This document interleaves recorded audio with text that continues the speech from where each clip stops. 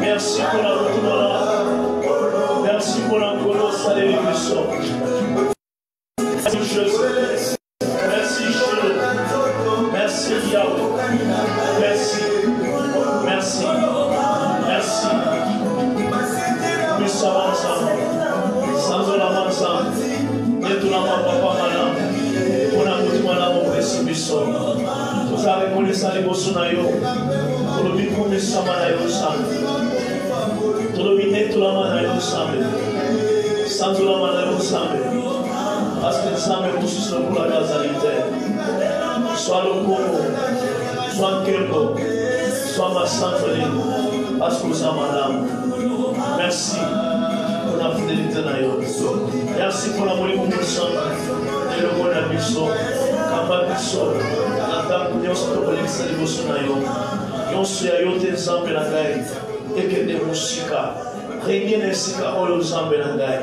Régnez le roi des rois, régnez le Seigneur des seigneurs. Captif à l'obéissance à la croix, et cela au nom de Jésus-Christ, nous sommes bénis. Merci Seigneur Jésus. Amen. Nous sommes bénis pour la présence de Nayo. Amen. Nous sommes bénis pour la présence de Nayo.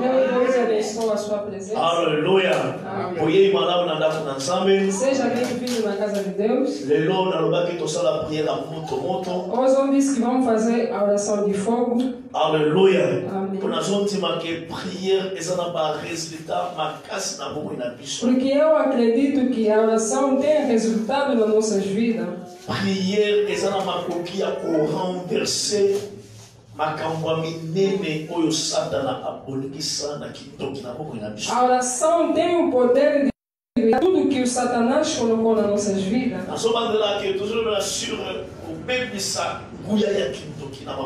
Eu estou dizendo que estamos a falar de poder de destruir todo o poder de feitiçaria na nossa vida. Por que nós devemos falar sobre isso? Parce que sorcellerie est un dégât grave et créateur. Porque a feitiçaria tem muitas coisas grandes que estão operando na vida das pessoas. Bem, amado, se hoje o corona está matando alguém, se você está escutando que o tratamento da terra matou muita gente, você ouviu a história de epidemias que matou muita gente. A feitiçaria matou muita gente mais que aquelas doenças que você escutou.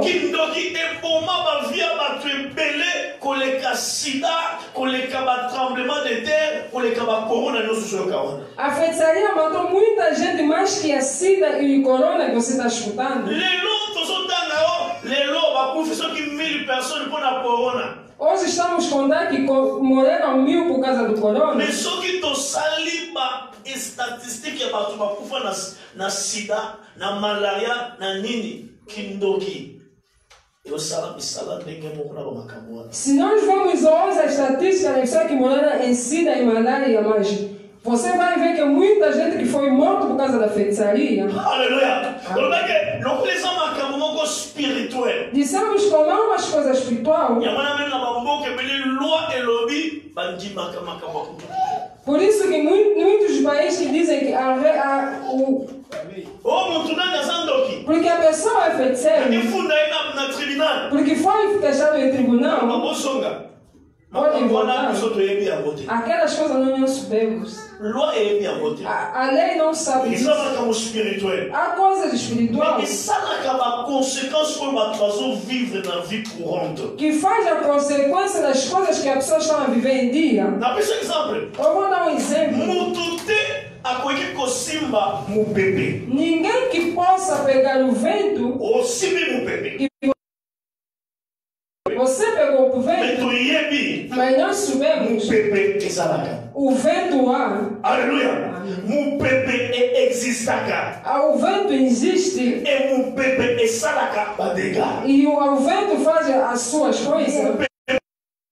Misala na yango. E o seu vento faz as suas coisas. Mu bébé koko esanzeli to mona nzete koi na mu bébé. Vamos ver que o vento pode vir um pouco, pode cair com o Então vento. simba mu bébé. Você não pode pegar o vento. Ndenge moko na kindo. É a mesma coisa com a Kindo feitiçaria. esala makambo grave na bafamia ba. A feitiçaria tem umas coisas graves na vida das pessoas. Tozomona yango te. Você não está vendo, Mais tozovivre ba conséquence. mas você está vivendo as consequências. Tokotanga verset moko. Vamos ler um versículo. Exode chapitre 22. Êxodo, capítulo 22. Verset 18.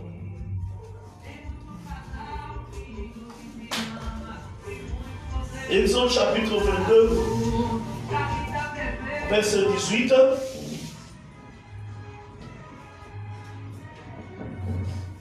Ma version est belée, mais version n'a rien de l'obiboye. A feitiçaria não deixarás viver. Amém. A versão nos passou no clairement. Outros versículos estão a falar claramente. O kotika ndoki a vivre te. Você não vai deixar o feiticeiro viver. O kotika kindoki emumena te. Você não vai deixar a feitiçaria que demore. Ele colobani. O que quer dizer? Ona nini lelo ba fasulu kaba vaccin pona danger oyo ya corona. Como as pessoas estão procurando as vacinas por causa da corona. Eza pona nini? Por quê? Eza parce que azoboma. Porque está a matar. Azosilisa ba. Está acabando as Yango pessoas. azolu querer Por solution. isso que estão a procurar Na solução. ba vaccin. Em vacinas. Pona nini? Por quê? Atake yebe. Para poder atacar. Ninguém moko spirituellement yaya. Mesma coisa como espiritualmente. Donc toko telemater. Assim que nós não vamos levantar Tobundisa. para fazer lutar, Tobebisa. para fazer destruir, Tosilisa. para poder acabar, Mulher ya kindoki. o poder da feitiçaria, Yende mutamusikisa. é eles que vão nos acabar. Nena soko palingai. Soki yo Se telemite. você não levantar, Osambela. ou para orar, Obundisa. para você fazer lutar, Mulher ya kindoki. a vinda do feiticeiro, Mulher ya o kindoki. poder de feitiçaria Na bomo ina na biso. sua vida, Na ba família nas biso. nossas famílias, Ya mone kumayo. é que vai te matar. Alléluia. Amém. Maman na nebe sebelo como na bosa na kate. A minha mãe me disse uma coisa que eu não Então esqueço. a sua percepção conseil c'est que ele usa la muito vigilant na vie. Quando ele nos dava conselho, ele dizia que tem que ser pessoa vigilante na vida. Uma vez, Na samba. no mato, Bandi moko na melina e. bandido com a sua faca, A bombi na mukongo. ele escondeu pela trás. Akute na bandi mususu. E se encontraram Machete na e. aquele bandido também com a sua katana. Alléluia. Amém. Mamadi bonsoir. Começaram a discutir. Yo nani? Quem é você? Yeba yo nani? Ele também perguntou: O uti wapi? onde é que você Como yo saiu? ko uti wapi? Você também saiu aonde? Azo discuter. Ele discutiu. Tanto azo discuter. Assim que eles discutiram, Bandi bonsoir na zala que distrait. aquele outro bandido estava distraído. A bombi Ele aguardou, asali lo côté. mas não fez nada. Mususu assoté premier. Aquele outro pulou mais primeiro. Abimisi machete. E ele fez sair a sua espada A papier. e ele cortou. Akei. E ele foi. On a fait exhibition. A nossa mãe disse, Na vie. na vida, Au lieu de se distraire. assim que você se distrai, Fuyeba. você tem que saber, Vous allez bonsoir ennemi. se você está à frente do inimigo, Avant ya bomayo. antes dele te matar, Faut la mise. você tem que abrir os olhos. Nani okikai. Avant ya bomayo. Antes dele te matar, Faut la mise. você tem que abrir os Só para olhos. ele dizer. Se você não abrir os A olhos, bomayo. ele vai te matar. Yo ok. Você vai. Alléluia. Amen. Porque mon Abraham, Isaac, Jacob, Misika bakinda. Você vai ver Abraão e Jacó e onde eles foram. Bayambio Isaac ambote. Na mokila biso bakufi. Olukigai. C'est-à-dire quoi? Quer dizer o quê? Kozomona misala ya kindo. Quando você está vendo os trabalhos de feitiçaria na sua família, Ozala distraité. não seja distraído. Ezana bato mususu. Há outras pessoas, Azomona. eles está vendo, ele está sentindo as coisas que eu estou a ver da minha família, da minha vida. Não é normal. Devido a ele se levantar na oração, ele vai em distração. Quando você está se distraindo, eles não ficam distraídos. Por quê?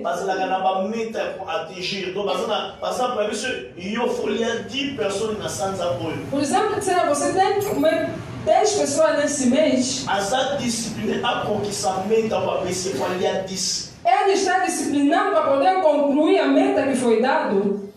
Aleluia. Rápido, eu vou falar as coisas que estão acontecendo nas nossas vidas da bruxaria.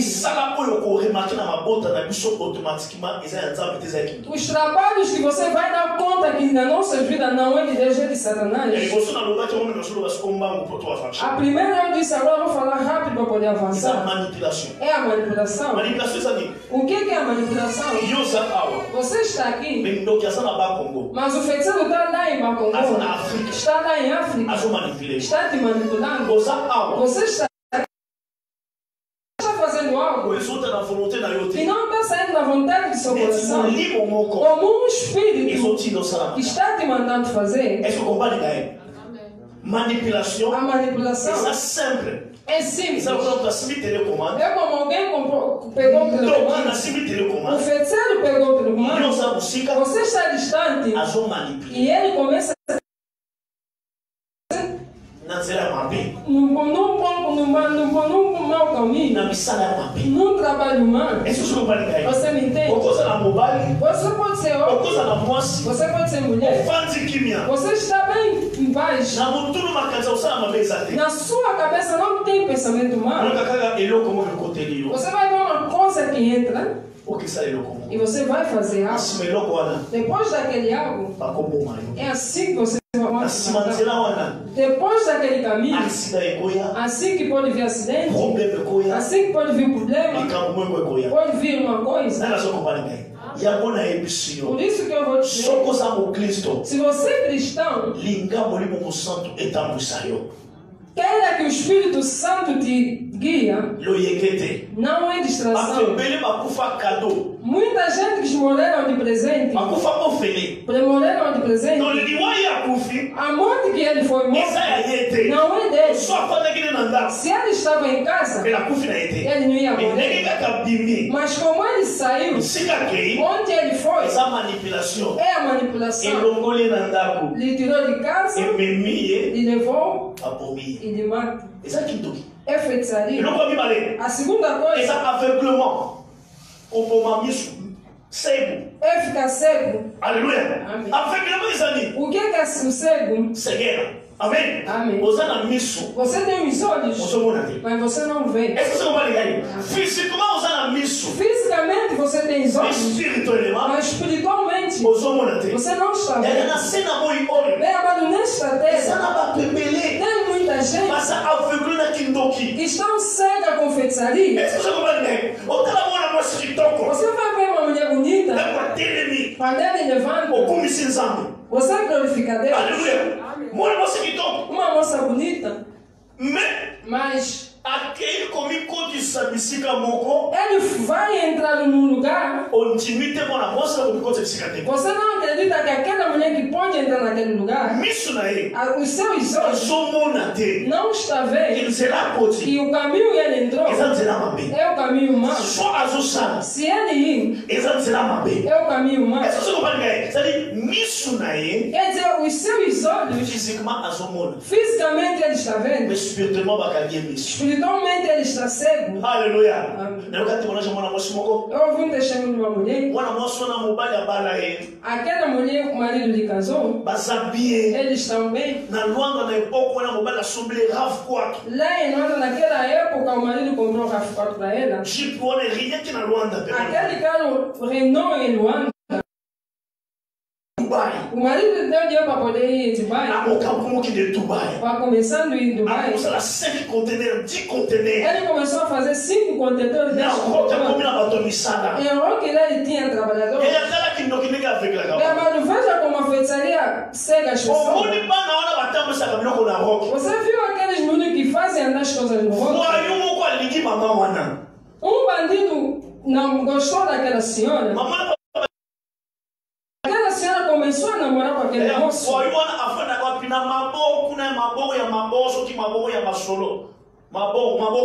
moço vivia lá em Mabore. No quarto que ele vivia, 7 homens vivem num quarto de estúdio. Aquele moço vivia lá também. Aquela mamãe anda com Jeep. Ele construiu um prédio. Ele vai em Dubai e volta. Ele mentia ao marido que ele foi em Dubai. Onde ele foi naquele quarto onde tem 7 homens e ela foram 8.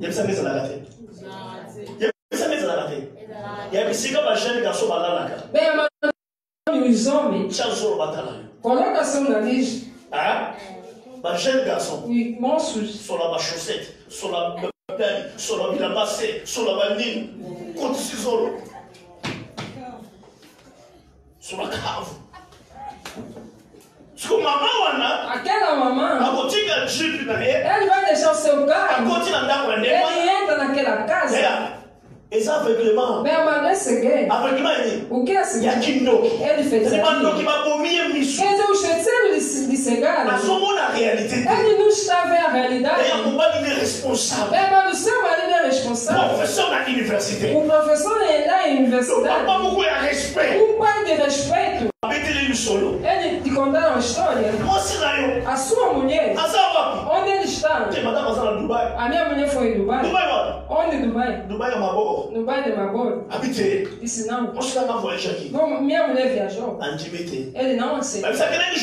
Disseram, ele foi que dia? Porque foi no domingo. Hoje é que dia? Hoje é quarta-feira. Lhe deram todo o endereço. Será essa hora? Outros bandidos saem, só ficam ele e o namorado dele em casa. O pai tremia. Tremia e tinha tensão. Disse, me ajudam, vamos. Ele pegou 2 amigos. Foram. 19 horas. Eles chegaram, tocaram a porta. Quem estava a abrir? A sua mulher com pano no peito. Quem é ele?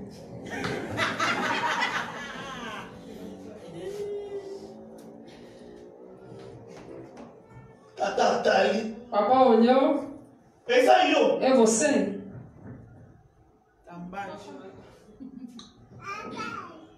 A desmaiar. As pessoas que lhe acompanharam não ligaram a mulher, levaram diretamente o homem ao hospital. Até que ele reanimaram. O pai estava deixando a mulher com choros. Eu dei tudo que o homem pode dar à mulher. Nascemos os filhos. Começamos com dificuldades. Eu sabia que estava te recompensando. Eu te dei carro. Eu te dei dinheiro para você poder trabalhar. Eu não te controlo. Você é mãe dos meus filhos. Mas eu não vou aguentar. É muita vergonha. Eles se separaram, mas o pai chorou. É porque outros papás não sabem nada de Deus, porque é a luta da feitiçaria. Bem, amado, eu vou dizer outra cegueira que existe nas mulheres. Nós, as mulheres, homens também existem. Amém. Amém. Nós, os homens, vocês, as mulheres. Se a feitiçaria é te cegar, bem amado.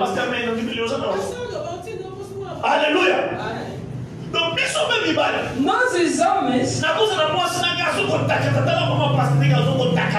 posso dar minha mulher como está aí bem bonita.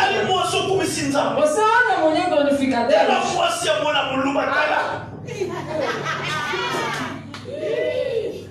Amém.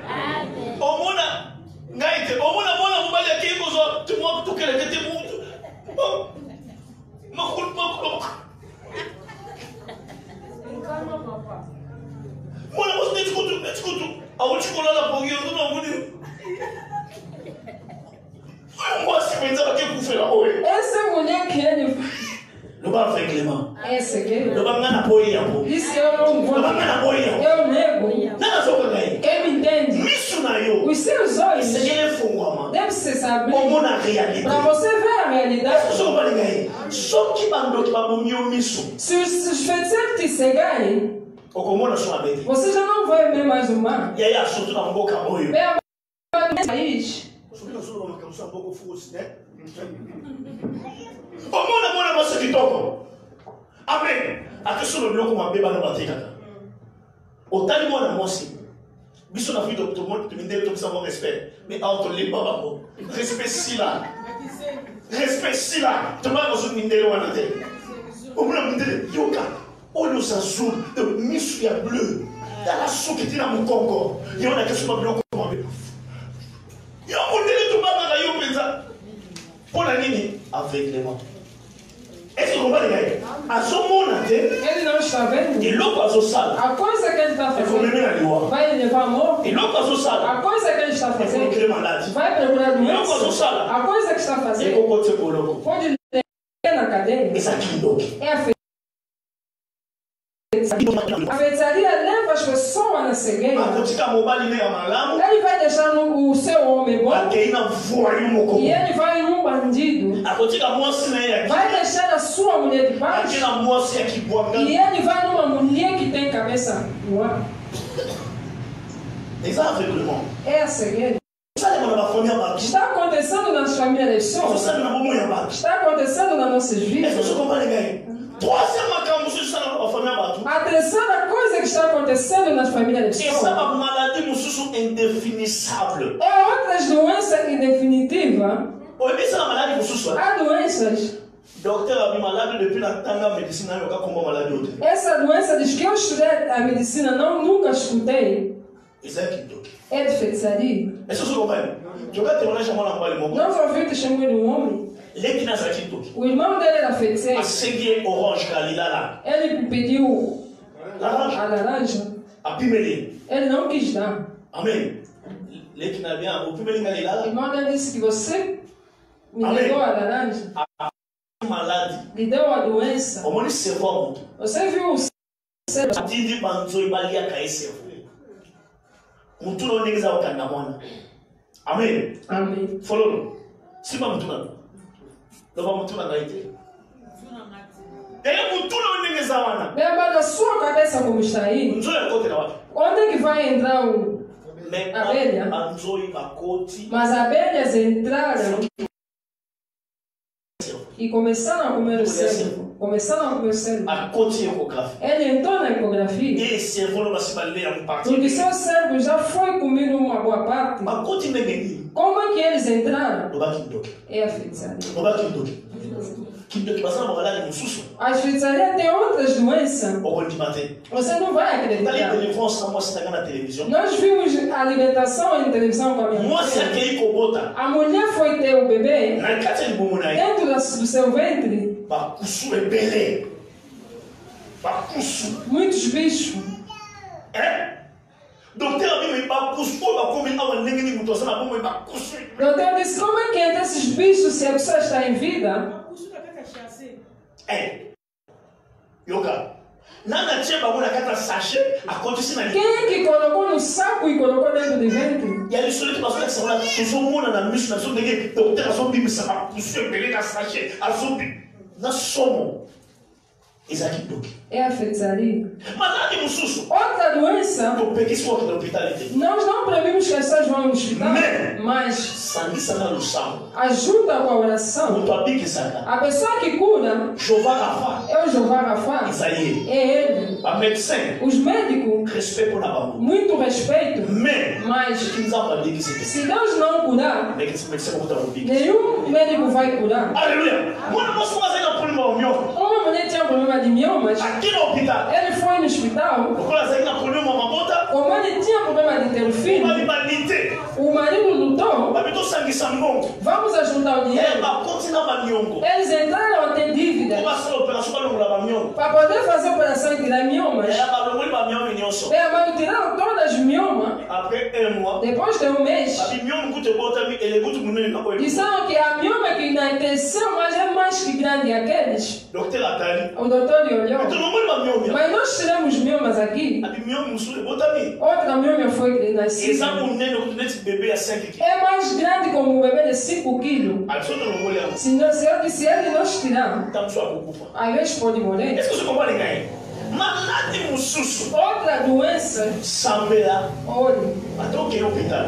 a mesmo que você no hospital, Mais faut sambela. mas você tem que olhar. Mas sabe será que toque? Porque eu trabalho na feitiçaria, Mas ele que não sei lá onde. eles sabem naquele caminho. Tam so poser na salle d'opération. Às vezes eles podem te pegar na sala de operação. Docteur a salle O rarement. doutor pode fazer ele, Ou akufa aqui na opération. porque ele morreu na operação. Toda de maneira que toque ça. Porque é a maneira de feitiçaria, Balogolio. é de tira. Não nós compreendemos. Como malade não só que toque na bomba na eu exika na combo na Por isso. isso que eu disse toda doença da feitiçaria que Malade não só que toque na bomba não exika na combo na isso. toda doença de feitiçaria que queime Complicação que eu sou na santé na eu exika na combo na isso. toda complicação na sua saúde que queime em nome de Jesus. Complicação que eu sou na santé na eu exika na combo na isso. Toda complicação que queima em nome de Jesus. Isso só como ninguém. Malade não só na cano. Doença não é normal. Malade normal não faz tratamento para esse. Doença normal, a pessoa pega o tratamento e ele Só como cura. malade. Se você vê uma doença, Família que se mete a sombra aqui. a pessoa fez a medicação, mas como não fez nada, Mas o tratamento changement exato. ele tinha tratamento, mas não tem a mudança. Fongo la biso. Abra seus olhos, Paye sa prière. acende a oração. Est-ce que je comprends les gars? Et ça va malade de Dieu se te bica dans l'hôpital. Não é todas as doenças que se curam em Et ça va hospital. malade de Dieu se mal. Não é todas as doenças que é normal. Malade de Dieu c'est normal. Outra doença é On normal. doit faire un traitement péabique. A pessoa faz tratamento e Sont cura. les malades et les autres résistent des attitudes. Se você vê a doença que está a resistir é muito teimoso, Ok, bah, et bosse la route na kingdom. cuidado, às vezes saiu na feitiçaria. Là, on comprend les gars. Là, on comprend les gars. Alléluia. Mais ça, dans mon document, ça dans ma famille. Outros trabalhos que a feitiçaria estão fazendo na família Et ça, pour créer au cabane grave. é criar a divisão grave. Je connais plus ce conseil. Ouça que eu vou te falar um conselho. Zambe a béni biso na bomoko. Deus nos chamou em conjuntos, na união. Division é Zambe. A divisão não é de Deus. Desculpa, não que passa da cadeia. O que os feiticeiros fazem? Le kola ba ebi que l'union fait la force. Como eles sabem, a união faz a força. Nini ba kosa? O que eles On fazem? va baby sa famille. Para poder destruir essa família, Aloni bo kabwani. eles vão semear a divisão. Bana mama leki na bana mama kulitu ba yoka na kate. Porque os filhos da tia e os filhos da tia não se entendem. Bana nyoko na bana tata mosi ba yoka na kate. A filha da tia e o tio não se entendem. Likami. O que eles têm confusão? Oh likamumoko é o que kaka? Porque é uma coisa mínima. Oh ya sumba kinda. Porque ele comprou a casa. Oh ngana sumba kite. Porque eu não comprei. Confie écoute. Aí entra a confusão. Yoka na bisali. Ouça que eu vou te falar. Bisika conflit ezali. Onde há conflito, Bible dit royaume eza divisé. a Bíblia diz que o reino que está dividido Eza facilement bakolongango. é facilmente para ser vencido. Yaya nzamba yoka biso mawa. Bem, mano, que Deus tem a nossa Soki misericórdia. ekodépendre na biso. Se está dependendo de nós, Soki ekodépendre na biso. se está dependendo de nós, Tolukaka bomoko na mabota na para biso. poder procurar união nas nossas Mpona famílias. nini? Por quê? Bokaboni uta na kindoki. Porque a divisão vem da feitiçaria. Ntango bokaboni ezali. Quando há divisão, Kindoki esala mosala na kimia. a feitiçaria faz o seu trabalho em paz. Nana kopani ngai. Nana kopani ngai. Soki bana na ngai. Se meus filhos Bayoka na ntina bana leki na ngai. não se entendem com os filhos dos meus irmãos, Soki bana na ngai. se os meus filhos, Nde bazokola na poto. como eles estão crescendo aqui, Lobi lobi bakuba milliardaire. amanhã eles entornam os milliardões, Est-ce que bakosalisa bakousin na bapatikana na Afrique? será que eles vão ajudar os seus primos que ficaram em África? Bakosalisa bango? Mpona nini? Por quê? Bokabo. Porque há divisão. Mais tant que bolingo ezali. Mas eles têm amor. Bato bazwi na famille. Há pessoas que estão na família, Bakosuka bao bazwi te. vão ajudar aqueles que não têm. Bango nyonso bakotombola famille. E eles todos vão levantar a família. Pauvreté eza nini? A pobreza vai fazer o quê? Ekwei. E vai cair. Est-ce que vous comprenez ngai? Donc bomoko eza ya nzambe. A união é de Deus. Division eza ya satana. A divisão é de Satanás. Yango nalobaki mpe nazobandela. Por isso que eu disse e vou repetir. Kozalaka agent ya division te na famille na yo. Não seja agente da divisão família, se vai depender de você, não permita que você seja objeto de dividir a família. Você sonhou, ora bem para que o sonho você esteja tendo. A palavras que você vai falar, você vai dividir a família. A vontade de Deus não é para dividir a família. Eu sou servo de Deus.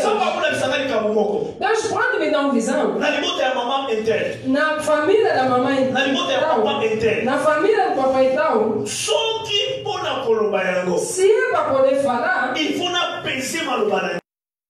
as minhas palavras, as palavras que vai sair, será que vai ajudar ou vai dividir?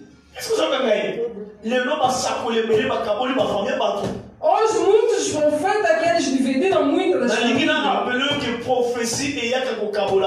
Eu quero te lembrar que a profecia não vem dividir as famílias. A profecia que vem de Deus não vai dividir a sua família. A profecia que vem de Deus vai reconciliar a família. Cuidado com as pessoas que são objeto de dividir as famílias. O Filho de Deus não pode dividir a família. O Filho de Deus é embaixador de paz na sua família. O feiticeiro que é embaixador de dividir as famílias. Amém. O cristão é embaixador de ajuntar a família. O feiticeiro é embaixador de Satanás para poder dividir as famílias. Quem me ouviu falar amém? A divisão não é de Deus. Os feiticeiros vêm com a divisão para poder destruir bem, para poder destruir bem, para poder destruir as trabalhos das pessoas, para poder destruir tudo que está em casa, mesmo em casa pai e mãe. Mas se você vê uma confusão, ora a Deus, quando vocês trabalham de feitiçaria, quando vocês estão um com um ao raiva, você tem a separação onde eles trabalham. Se vocês estão em união, a Bíblia diz, se as duas pessoas eles se entenderem, eles pediram coisa a Deus, Deus vai lhes dar. A feitiçaria vai fazer o quê? Eles vão dividir. Se vocês disserem dividido, vocês não vão poder orar a Deus. Deus não vai poder vos ouvir. Onde eles entram mais, onde eles entram para poder destruir. Aleluia. Aleluia. Outra coisa que os feiticeiros estão fazendo é bloquear os filhos. Levar a esterilidade. Aleluia. A vontade de Deus é mulher que nasce. Aleluia. A vontade de Deus é que nós, os seres humanos que nos multiplicamos, os trabalhos de feitiçaria estão bloqueando como? Ils ont empêché Batouba se procréer. Ils ont même stérilité na porta. Está levando a esterilidade nas famílias. Você vai ver que as pessoas têm problemas de ter filhos. Tem casos normais depois de oração, tratamento, eles têm solução.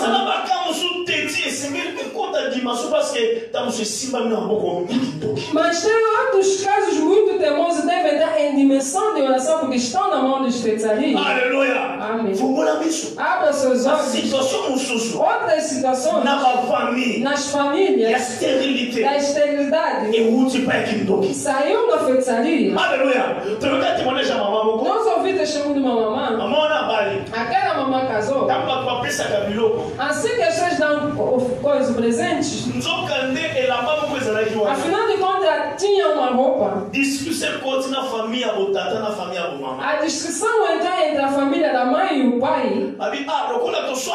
Assim que nós discutimos, vamos rasgar no meio. Eles pegaram a roupa, rasgaram. Então esse, nós chamamos de sapato, rasgaram. Eles foram. Afinal, voilà, merci pour la précision. Donc, les témoignages vivants. É testemunho vivente. Discussion da côté. Quando entrar a discussão, é que vamos rasgar as coisas no meio. O sapato, porque sapato ele pega uma parte, nós também pegamos outra parte. Sapato, eu sou gauche, eu sou droite. O sapato você pega a direita, nós pegamos o esquerdo. Porque o pano vamos rasgar. Tudo vamos rasgar. O que é que aconteceu? Aquela mamã, ele foi lá no casamento. Cesarienne. Sempre fazia cesárea. Como é que findou? Ele morreu por baixo da cesariana. Deus deixou que nós fomos nascidos na África. Mas a África tem a feitiçaria.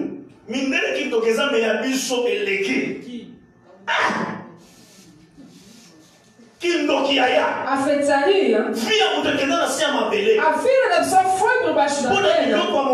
Sobre as coisas do mundo. Ela morreu com cesárea. Bem amado. Você que quer mais o mundo que Deus. Nós que saímos na África. O sangue de África que nós temos. A dimensão da feitiçaria é muito forte. Assim que você sai por fora, eles pensando que você já está bem. Bem amado. A luta vem nos pais, na mãe, até nos avós.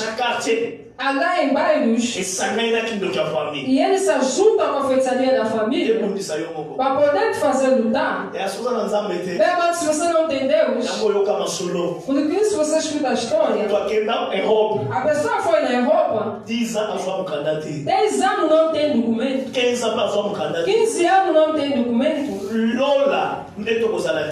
Lá no céu onde nós vamos estar em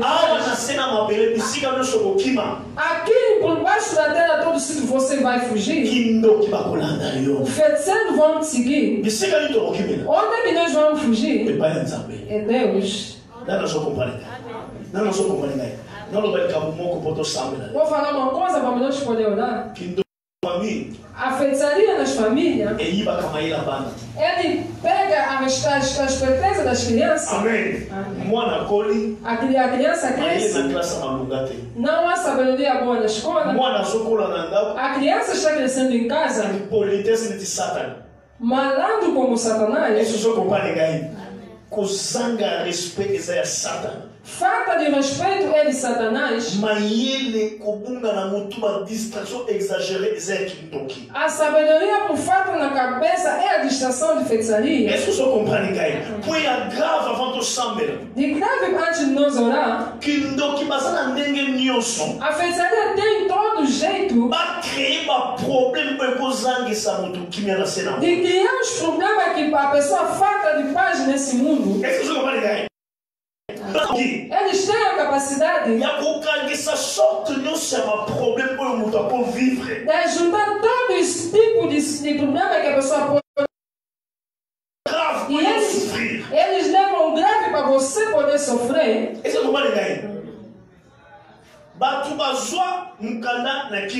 As pessoas tinham documento em paz. Mas se seu entrar em feitiçaria vai ser difícil.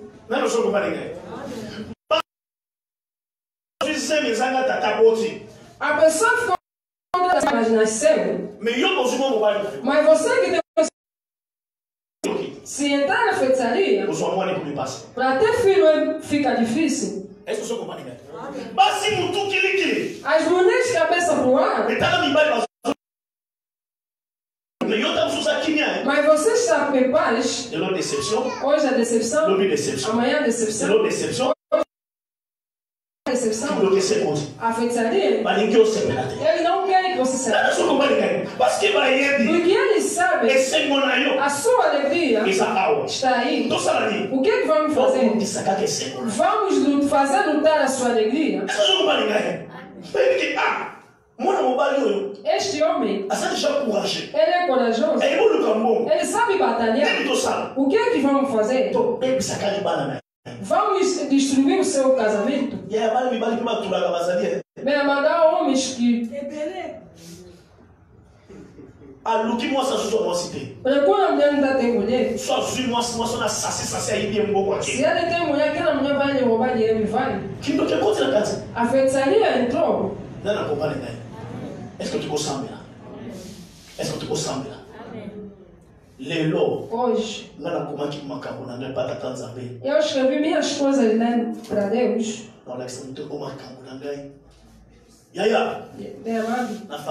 Na minha família. Eu não se vergonha de falar das pessoas. Na minha família. Deus. Não, se não é Deus. Não. Est-ce que je peux gagner?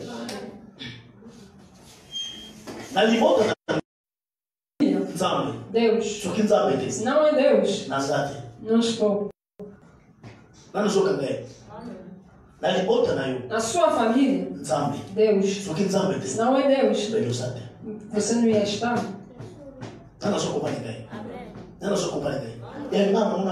Bem, amado, eu vi pessoas.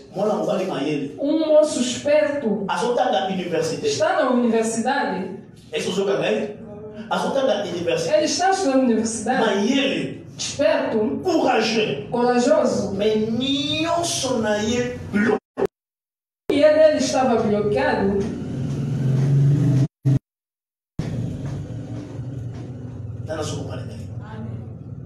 Amém. Levanta que Deus vai levar.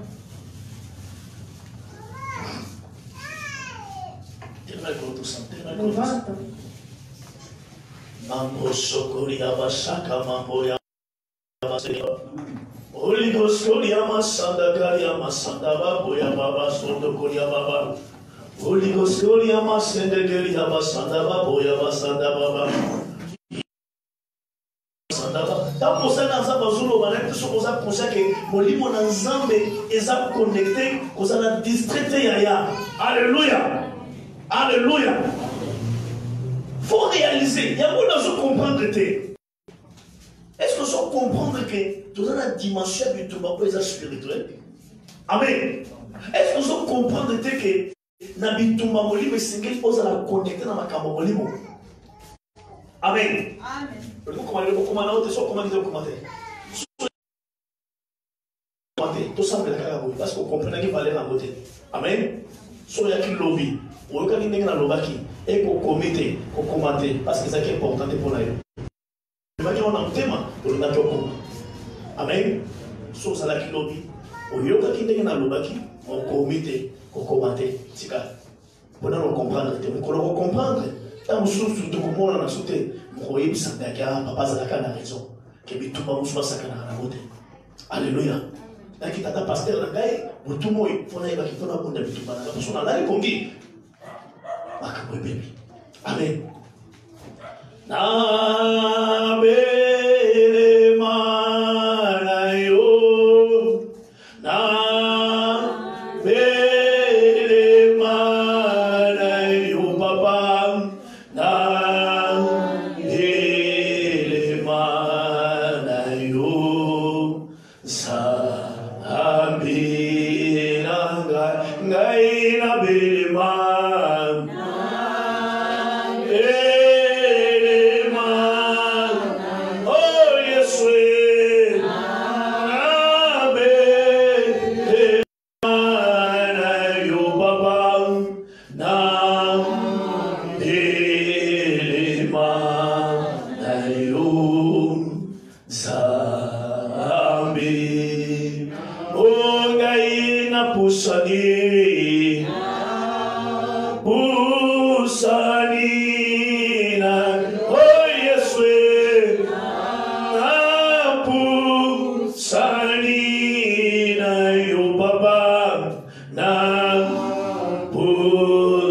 nani na yo Zambi Ongai na talela Talela si Oh Yeswe Na talela si yo papa Na talela si yo Zambi Loba ilomona ngai kolo Yesu na butu na lelo na lisungia molimo mosantu pe na volonté na ngai nazopebisa misala nyonso ya kindoki na libota na ngai na baprojet na ngai na misala na ngai lelo epebisama sambela na kombo na Yesu na yokayo haleluya activité nyonso bamba ya babo chegebe bosondo koria baba imambo sekeria babo ya baba yondele gebe boya bashandala ba wime bosende keria babo ya baba segebe boya baba sebe boya baba sendele gebe boya baba sana boya beshoka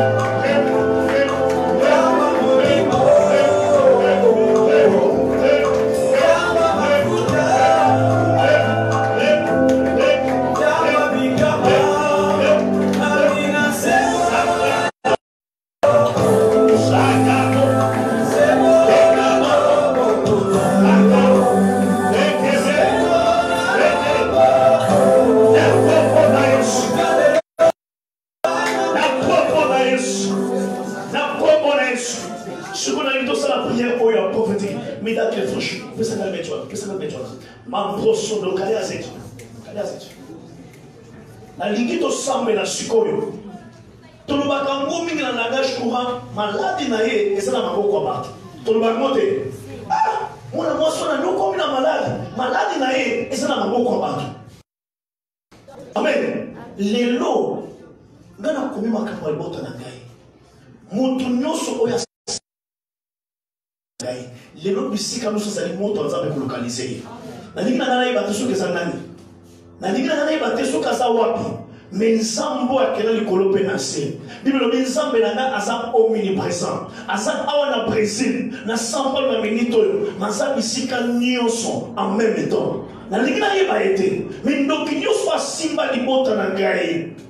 Amema pasi, amema malade, amema ba problème. Lelo moto ndenge kopela awa ekolokalize. Ndenge moto ekopela awa ekolokalize. Ekolokalize oyo noso asimba ya biso akolibere yango. Oyo noso abloka na maboko de wana sopela base cha kale oto.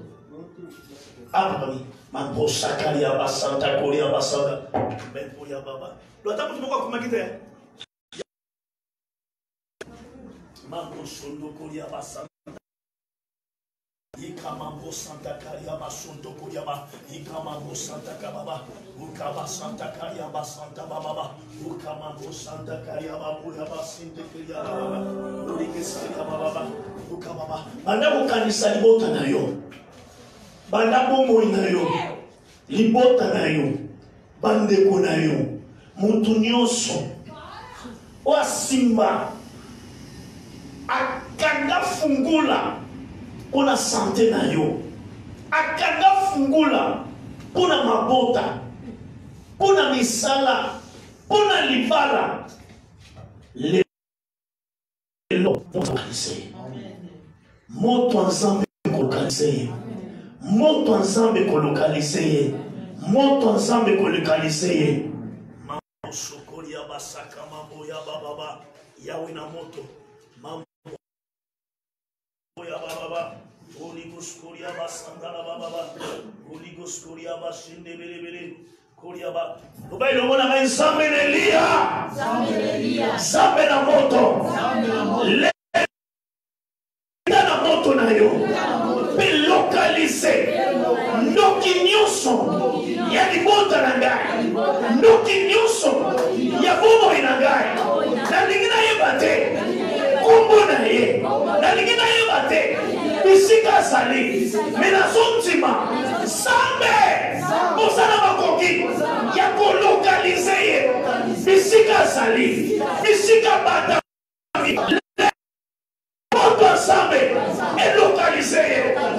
Et ça y est. Monte ensemble et localisé.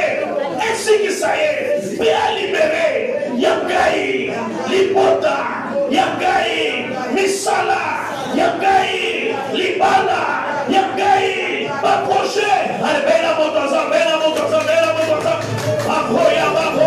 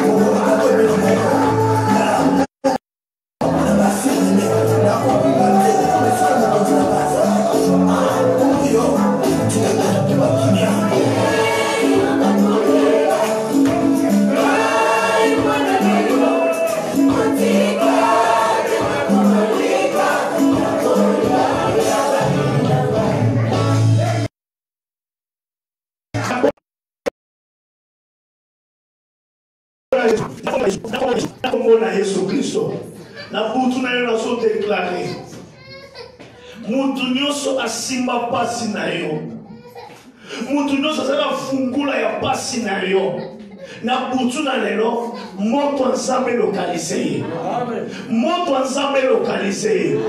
Mutu nyonso azala base ya souffrance ya libota na yo, mutu nyonso azala base ya blocage ya libota na yo, base ya célibat wana, ya pauvreté wana, ya stérilité wana, ya blocage wana, lelo nazo déclarer moto na nzambe lokalize, moto na nzambe lokalize, moto na nzambe lokalize, moto na nzambe kundola epesi kisaye, moto na nzambe kundola epesi kisaye, moto na nzambe kundola epesi kisaye, moto na nzambe kundola epesi kisaye, moto Sikisaye, moto na zabe kundole pe sikisaye, moto na zabe kundole pe sikisaye, moto ekumbela ye sikisaye. Bisika nyo swami, bisika lelo nzambo aza omniprésent, aza awa. Aki ne peut localiser, azikisaye na kombo na Yesu. Nalobi azikisaye na kombo na Yesu. Azikisaye na kombo na Yesu. Azikisaye na kombo na Yesu. Sambo lelo sambo wana akita na moto na ye pe a localiser mutu wana na kombo na Yesu. A localiser mutu wana na kombo na Yesu. Mutu wana zelaka mulu kaka na pasi po asepela. Mutona unaoya kulela po ya sepela. Asaka sombe na ya sepeli. Yo so kauka ya sepeli. Yo so ba problème ya sepeli. Yo so nyoko ma ya sepeli. Yo so lela ya sepeli. Lelo moto nzambe lokalize. Lelo moto nzambe lokalize. Na liklata na kombo na ete. Na nzambe na besoin na yeba ete. Mais loko na yebi nzambe ayebi. Nzambe somo na ye. Bisika no so nzambe. Ale moto nzambe elokalize. Moto nzambe elokalize. Moto nzambe elokalize. Moto nzambe elokalize. Moto nzambe elokalize. Soki eza na famille na ngai, moto nzambe elokalize. Soki eza na quartier bisika na kola, moto nzambe elokalize. Soki eza ba collègue na nga na musala, moto nzambe elokalize. Soki eza bisika nga na bala, bisika nga na nzambe elokalize. Soki eza na moninga moko ya jaloux, tolala na ye, tolia na ye, tomela na ye, nzoka na zaka ndoki ya vi na ngai, lelo moto nzambe elokalize. Moto nzambe elokalize. Nazo limbisa te nzambe nde okita na moto na yo pe koka kolata mon côté sika de swazami moto azabe esikisa moto azabe esikisa moto azabe esikisa moto azabe esikisa au nom de Jésus.